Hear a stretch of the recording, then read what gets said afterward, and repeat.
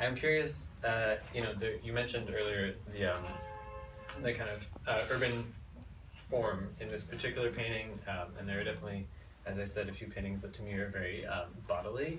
I'm curious, for you, when you look at one of your pieces, do you consider it to be a specific type of thing, beyond like the painting, sculpture, binary, but like, are they bodies, are they buildings, are they, some sort of other abstract structure? What do they evoke for you? I love that question, Benjamin, because I think of painting, I think a lot about how paintings mirror the history of architecture and that they kind of reinforce the conventions of back and forth between each other. So the fact that most architectural structures are rectilinear and have lots of squares and rectangles and doors and windows, and paintings are just sort of hung on the wall and are have traditionally been talked about as windows, and they look like windows, like sometimes like that piece is sort of about that for me, that it's a painting but it's a window, and it's lots of different kind of layering, and maybe different types of buildings could be evoked. So for me, a building is kind of a metaphor in some ways for a body, like what happened between us accepting our bodies as is and then making buildings that are nothing like our bodies. Like, what is that disconnect?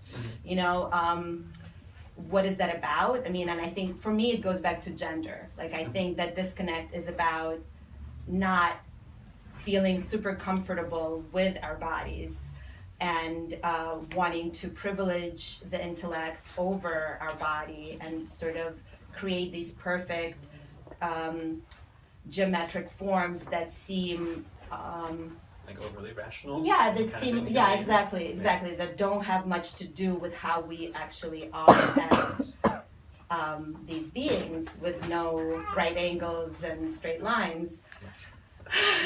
So, and then the painting, of course, is about that as well. So it's like, why is it such an iconic art form, and it has such a strong relationship to these buildings that we live in, and how does that make our bodies feel in maybe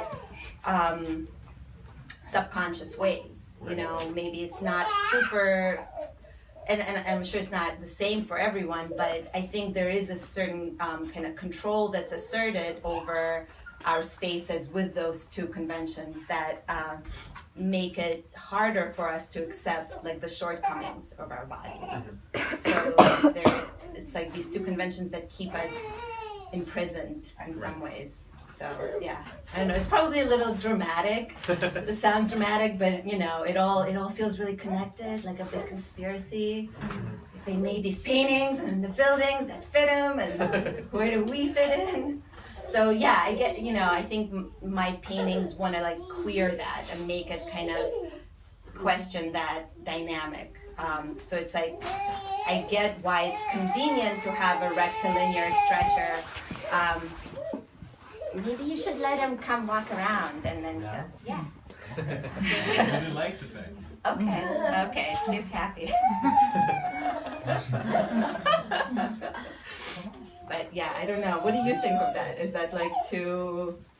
No, I think that's definitely apt. I think we have this constant, there's sort of like this innate human struggle between like wanting to be perfect beings and constantly being reminded that we're not. And I feel like what you're saying about the disconnect between buildings and paintings as windows and the reality of how we live in spaces and look out of windows and occupy buildings, there's just like a tension that, for however used to it we've gotten, it's never, has not been resolved, until we find a way of making, biomorphic buildings or something. Yeah.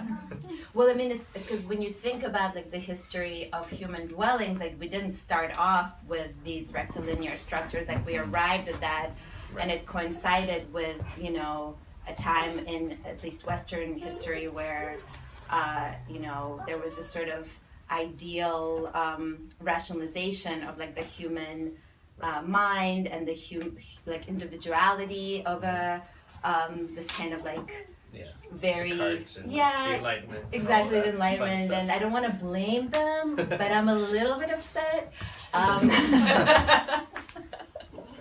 Just a tiny bit. I mean, just because they, maybe not without meaning to, they sort of set in motion this whole thing that we're still in. The effects of which we're still dealing with.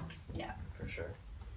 Well, actually, this sort of leads nicely into, I wanted to ask you about the installation you created for this show, which in a way, which occupies a window, weirdly enough, but does it in a very not conventional rectilinear window painting kind of way. So I'm curious if you could talk a little bit about not only the indoor part of the installation, but the outdoor part as well, which people should check out.